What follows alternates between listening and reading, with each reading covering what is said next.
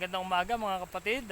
Dito po kami ngayon sa, kung alam niyo po to, sa SJ Dane po to mga kapatid. Yan, naglakad-lakad po kami kasama po si Brother Jason. Mga kapatid, nais po namin share sa inyo mga kapatid sa aklat ng John 15:5. Sabi po rito mga kapatid, I am the vine and you are the branches, and if you remain in me, I in you.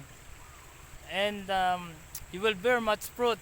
At sabi mga maganda rito mga kapatid, sabi niya po, apart from me, you can do nothing. Amen? Amen. Amen. Sabi po sa Tagalog, ako ang puno ng ubas at kayo ang mga sanga, ang manatili sa akin at ako'y sa kanya na magbubunga ng sagana, sapagkat wala kayong magagawa kung kayo hiwalay sa akin. Amen. Kapatid, ito po yung sinabi ng Panginoon, siya yung puno, tayo yung mga sanga, at dapat ang sanga ay nagbubunga. No? Para tayo magbubunga, manatili tayo mababa, manatili tayo magtiwala, manatili tayong manalangin, manatili tayong sumasampalataya sa Panginoon, sapagkat meron tayong bunga na makakamit sa ating Panginoon. Dahil kung wala ang Panginoon, wala po tayong magagawa. At dapat po, anumang pagsubok na pagdaanan natin, kaya natin. Pero kahit di mo kaya mo, tumawag ka sa Panginoon, Lord, tulungan mo ako.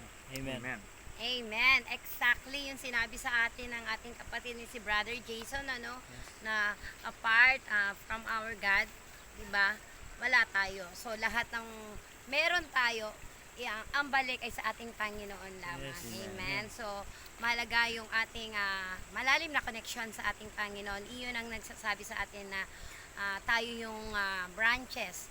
Ang ating connection ang mahalaga sa ating paglakad sa ating Panginoon. Kaya patuloy lang tayo mga kapatid. Huwag tayong mawawala ng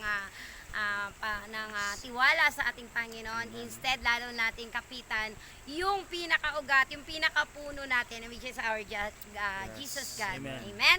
Sa mga kapatid, kung tayo'y sanga at kung tayo naputol sa puno, hindi ba't nabubulok ang isang sanga at wala na itong silbi. Saysay. So ganun po tayo, wala po tayong magagawa kung tayo po ay hiwalay sa ating Yes. Panginoon. Muli mga kapatid, ako po si Brother Noel. Ako po si Brother Jason. At ako naman po, si Sis Franz, na nagsasabing, Jesus loves you. Amen.